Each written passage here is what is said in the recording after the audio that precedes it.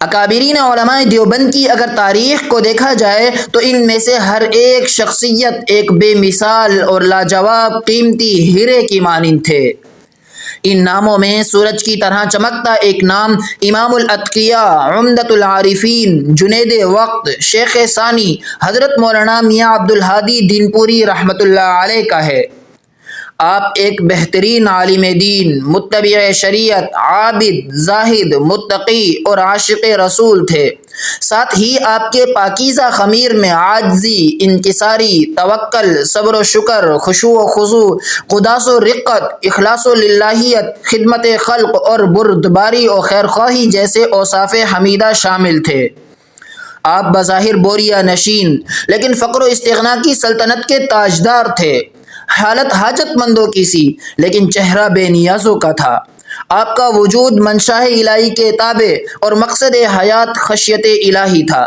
آپ کی ہم نشینی میں وہ سرور ملتا جو بادشاہوں کے ہاں نہیں۔ آپ کی محفل و مجلس میں وہ نایاب موتی ملتے جن سے شہنشاہوں کے تاج بھی محروم ہیں۔ انہی جیسی ہستیوں کے بارے میں مولانا ابوالکلام آزاد نے فرمایا تھا کہ جب یہ لوگ بوریے سے سلام پھیر کر اٹھتے ہیں تو ان کے چہروں سے شہنشاہوں کی سی بے نیازی ٹپکتی ہے۔ ان کی نظریں درباروں کو نہیں تکتی، گویا کہ ان کی نگاہوں کے سامنے مغرور انسانوں کے تخت نہیں بے حس پتھروں کا ڈھیر پڑا ہو۔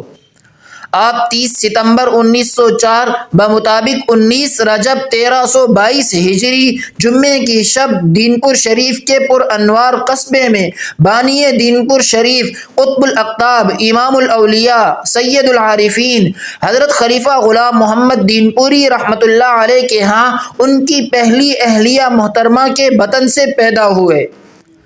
آپ کے والد سلسلہ قادریہ کے تاجدار اور والدہ محترمہ ایک شب بیدار، عبادت گزار اور اپنے وقت کی ولیہ خاتون تھی۔ دن بھر خانقاہ کے فقراء کے لیے روٹیاں پکانے کی وجہ سے ام المساکین کے لقب سے مشہور تھیں۔ آپ کا ابتدائی نام آپ کے مرحوم بھائی کے نام پر سراج احمد رکھا گیا۔ کچھ عرصے بعد تاج الاولیاء حضرت مولانا تاج محمود امروٹی رحمۃ اللہ علیہ اس نومولود بچے کی مبارکباد دینے کے لیے دین پور شریف تشریف لائے تو انہوں نے ان کا نام عبد الہادی رکھا۔ آپ کی پہلی درسگاہ آپ کا گھر تھا کہ جس کے پاکیزہ اور روحانی ماحول میں آپ نے اپنے برگزیدہ والدین سے تربیت پائی۔ 5 سال کی عمر میں دین پور شریف کے مدرسے میں میاں جی خیر محمد صاحب رحمۃ اللہ علیہ سے قرآن شریف پڑھنا شروع کیا۔ کلام پاک کے بعد ابتدائی فارسی و عربی کی کتب مولانا عبد القادر دین پوری، مولانا عبداللہ لغاری، مولانا غلام صدیق حاجی پوری رحمۃ اللہ علیہ سے دین پور شریف ہی میں پڑھی اور دورہ حدیث شریف دارالعلوم دیوبند سے کیا۔ آپ نے باطنی فیض اپنے والد محترم حضرت خلیفہ غلام محمد امام انقلاب مولانا عبید اللہ سندھی اور سراج السالکین مولانا تاج محمود امروٹی رحمۃ اللہ علیہ جیسے بزرگوں سے حاصل کیا اور حضرت مولانا احمد علی لاہوری رحمۃ اللہ علیہ سے بھی استفادہ کیا۔ آپ صرف خلوت پسند بوریا نشین ہی نہیں تھے بلکہ اس قافلہ حریت کے سپہ سالار تھے جو ہر دور میں دنیا کفر کے سامنے عزم و ہمت کی آہنی دیوار بن کر ڈٹے رہے، جن کی ضرب کاریوں سے اہل باطل کی بنیادیں ہل جاتی، جن کا سلسلہ عہد و وفا شیخ الہند حضرت نانوتوی، حضرت گنگوہی، سید احمد شہید، سید اسماعیل شہید سے ہوتے ہوئے شاہ عبد العزیز اور شاہ ولی اللہ رحمہم اللہ سے جا کر ملتا ہے۔ آپ نے اپنے والد محترم اور حضرت امروٹی رحمۃ اللہ علیہ کے زیر سایہ تحریک خلافت میں اپنی خدمات سر انجام دیں، پھر تحریک ترک موالات اور تحریک آزادی میں بھی بڑھ چڑھ کر حصہ لیا اور تقسیم ہند سے قبل جمعیت العلماء ہند اور قیام پاکستان کے بعد جمعیت علماء اسلام سے وابستہ رہے۔ 24 مارچ 1936 کو آپ کے والد محترم بانی دین پور شریف کی وفات ہوئی تو آپ مسند خلافت پر متمکن ہوئے۔ اسی نسبت سے آپ کو حضرت شیخ ثانی کہا جاتا تھا۔ آپ تقوی و طہارت اور بزرگی میں اپنے والد محترم کے حقیقی جانشین ثابت ہوئے۔ 1939 میں جب مولانا عبید اللہ سندھی 24 سالہ جلا وطنی کے بعد دینپور شریف واپس آئے تو آپ نے ان کو بیت الحکمت کے لیے قطع اراضی دیا اور جمعیت الانصار دینپور شریف کی بنیاد رکھی۔ 1952 کی تحریک ختم نبوت میں قادیانیوں کو غیر مسلم قرار دینے کے لیے آپ نے باوجود اپنی پیرانہ سالی اور بیماری کے ملک کے کونے کونے کا دورہ کیا اور ہر مکتب فکر کے عوام و خواص کو اس فتنے کے خلاف متحد کرنے میں اہم کردار ادا کیا۔ اس کے ساتھ ساتھ عوام الناس میں رائج غلط عقائد، فاسد نظریات اور غیر شرعی رسومات کی سرکوبی کے لیے آپ نے وقتاً فوقتاً دینی اور تبلیغی اجتماعات منعقد کروائے، جس کے نتیجے میں بہت سے لوگ شرک و بدعات سے تائب ہوئے اور ضلالت و گمراہی کے گڑھوں سے نکل کر توحید الہی، عشق نبوی، حب صحابہ و اہل بیت کی شمع روشن کی۔ حضرت شیخ ثانی رحمۃ اللہ علیہ اپنی سیاسی، مذہبی اور دینی خدمات کی وجہ سے مرجع عوام و خواص تھے۔ تمام مسالک کے افراد آپ کا بے حد احترام کرتے تھے۔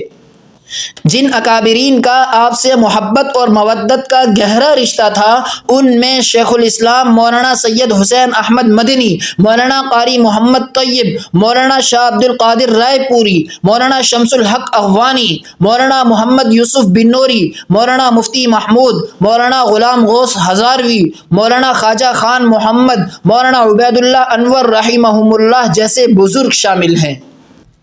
آپ کے عبادات اور معمولات کو دیکھ کر قرن اولیٰ کی یاد تازہ ہوتی ہے۔ ساری زندگی صف اول اور تکبیر اولیٰ کی پابندی فرمائی۔ آخری عمر میں جب آپ چلنے پھرنے سے معذور ہو گئے، اس حالت میں بھی ایک دو آدمیوں کے سہارے مسجد تک جاتے، بعد میں ایک چھوٹی چارپائی پر آپ کو خدام لے جایا کرتے تھے۔ صرف آخری چند دنوں میں آپ نے مسجد کے بجائے حجرے میں باجماعت نمازیں ادا کی۔ 1945 میں آپ کی حدت بدنی اس قدر بڑھ گئی کہ سخت سردی کے دنوں میں بھی آپ کے ہاتھ پاؤں کے تلوے شدید جلن محسوس کرتے تھے۔ حکیم نے بتایا کہ آپ کو ٹھنڈی ادویہ اس قدر دی گئی ہیں کہ اگر کسی چوپائے کو دی جاتی تو وہ بھی ٹھنڈ سے مر جاتا، مگر آپ کے ذکر و اذکار، اوراد و وظائف کی کثرت کی وجہ سے خون اور جسم میں اس قدر گرمی پیدا ہو چکی ہے کہ کوئی دوا اثر ہی نہیں کرتی۔ کچھ عرصے بعد آپ کے ہاتھوں میں رعشہ شروع ہوا اور 1970 میں آپ کو پھیپھڑوں کی تکلیف ہوئی اور کھانسی، بخار اور سانس کی شکایت مسلسل رہنے لگی۔ آپ نے ایک لمبا عرصہ بیماری میں گزارا، لیکن کبھی بھی آپ کی زبان پر کوئی حرف شکایت نہ آیا، بلکہ آپ کی زبان پر اکثر گناہوں کی معافی تلافی کے کلمات رہتے تھے۔ اکثر ندامت اور تاسف کے انداز میں فرماتے، جو کیتم غلط کیتم، یعنی میں نے جو کچھ بھی کیا غلط کیا۔ اور کبھی سرائکی کا یہ شعر پڑھتے، پنجرا تھیا پرانا، پکھی تھیا اداس، جیں گھرج موجاں مانیاں، اتھا ٹکن نہیں دیندے ہک رات۔ وفات سے کچھ وقت قبل آپ بار بار آسمان کی طرف دیکھتے رہے، پھر فرمایا کہ مجھے اٹھاؤ، اور مسافر کے انداز میں ہاتھ اوپر کی طرف اٹھاتے۔ معلوم ہوتا کہ آسمان کی نوری مخلوق سے مصافحہ کر رہے ہوں۔ دیر تک یہ سلسلہ جاری رہا۔ وقت وفات آپ کے صاحبزادے حضرت مولانا میاں سراج احمد صاحب نے ذکر جہر کروایا اور مولانا میاں مسعود احمد اور قاری محمد صدیق صاحب نے سورہ یاسین کی تلاوت کی۔ 26 اگست 1978 بمطابق 20 رمضان المبارک 1398 ہجری رات 12:56 پر آپ کی زندگی کی 76 بہاریں اپنی قدسی فضاؤں سے ہمکنار ہو کر ختم ہوئیں، اور 1978 کا یہ رمضان آپ کی زندگی کی آخری بہار اور تتمہ حیات ثابت ہوا۔ یوں سلطنت فقر و استغنا کا تاجدار، جنت کی راہ کا راہی، یہ پاکیزہ طائر سدرہ پون صدی کے فیوز و برکات کو اپنے دامن میں لپیٹے قفس عنصری سے آزاد ہو کر اپنے ابدی گھر کی طرف پرواز کر گیا۔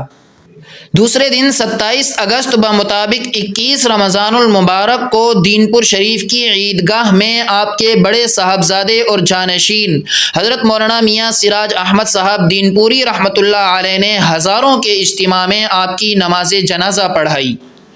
اور عصر کے بعد دین پور شریف کے قبرستان میں آپ کے والد گرامی کے پہلو میں آپ کی تدفین کی گئی۔ ایک طرف دن کا سورج ڈوب رہا تھا، شام کے سائے پھیل رہے تھے، تو دوسری طرف شریعت و معرفت کا آفتاب عالم تاب غروب ہو رہا تھا، اور اس کے روحانی فیض اور باطنی نور سے ایک دنیا محروم ہو رہی تھی۔ ادھر مسلم دنیا روزہ افطار کر رہی تھی، تو ادھر ایک صائم الدہر اپنے آقا کے حضور ان کے ہاتھوں سے جام کوثر نوش کر رہا تھا۔